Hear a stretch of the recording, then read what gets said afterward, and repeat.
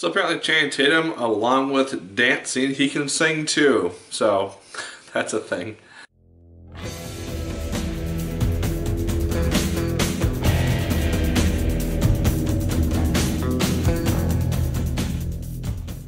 Hello once again, watchers of good movies. My name is Nick Pell, and this is once again coming from my apartment. Now today we are finally going to be talking about the film Hail Caesar. This is a film by the Coen Brothers, and I haven't seen a lot of their films, admittedly, and so this is one of my introductions to them. And so how did I like Hail Caesar? It was a bit underwhelming, honestly.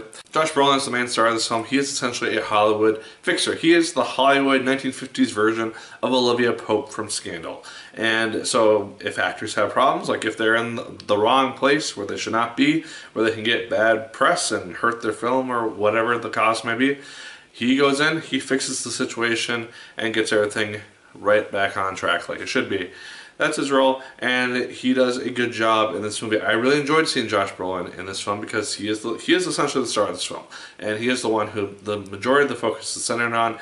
He's the most interesting character, and I like to see his part in the movie. Basically what this song is about is him tending to a variety of different actors and directors and Hollywood people's problems in regards to just their various films that they're working on. The trailer for this film made it seem like the focus was going to be on George Clooney's character, him getting captured and taken to these random people called the Future. This is this group called the Future, and I thought that's what the majority of the film is going to focus on. Not so much. The kidnapping itself is actually very underwhelming when we get to what it is ultimately just about.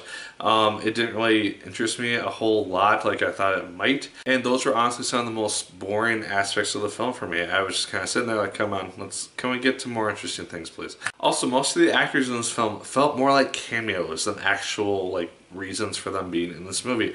For example, Scarlett Johansson and Jonah Hill, their characters, what this trailer for the film shows them in, that is all that they're in for this movie. And it was a bit disappointing, honestly, because I was really hoping that they would have bigger parts to play in this movie. But honestly, Jonah Hill's character and Scarlett Johansson's characters, they could have been cut from this film and it would have basically progressed the same exact way as it needed to. There was really no reason for them being in this movie aside from just a not really that interesting side plot which didn't advance any of the main plot whatsoever. Channing Tatum's character, however, he had a very comical introduction because it's basically the song and dance sailor routine, which I haven't really seen. I've seen him in Magic Mike because you see that he has dance moves, you see that he can do that stuff, but seeing him tap dance as well as sing, that's the first for me. And I think he just got cast in some musical with Joseph Gordon-Levitt, so I'm excited to see what happens with that now that I see that he has talent. This one was also quite funny in a variety of different areas because I found myself laughing just at some interactions between two different characters. For example, Alden Ehrenreich, if I'm pronouncing that wrong, I apologize, him and Ralph Fiennes, they had a fantastically comedic scene about maybe 20 minutes into this movie, and that was easily one of my favorite parts of the film, just seeing their interactions, because him as a character, he's done more westerns and then they decided to put him into a drama,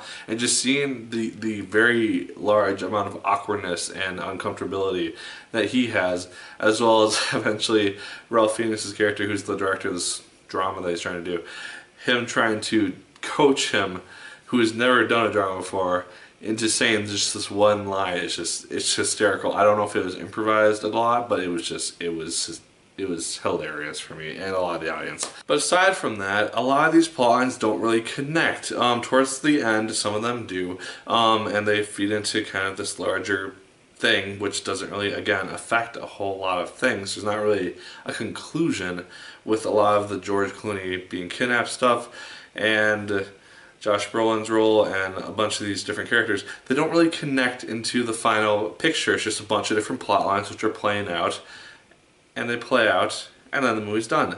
And I felt very underwhelmed by the end of this film. It's like, okay, well, I saw a day in Josh Brolin's life as a fixer, but that's about it. So guys, Hail Caesar, it's a very well made movie, it's a very well acted movie, and it looks fantastic. It's just not that terribly interesting, unfortunately, and it didn't really have a lot of what I was hoping it was going to have and the trailer makes it out to be something that's really not, unfortunately. A lot of the actors who are in this film have maybe 1 or 2 scenes at the most, except for a couple, like, of the major ones. So guys, Hail Caesar, it was one of my most anticipated films of 2016. Ultimately underwhelmed me quite a bit. So, those are my thoughts on Hail Caesar. Let me know yours in the comments down below. Did you like the film as much as I did? Did you hate it more than I did? Let me know. Like, favorite, comment, and subscribe once again, if you so choose. I appreciate it immensely. And as always, my people, my name is Nick Pell. And once again, keep on watching.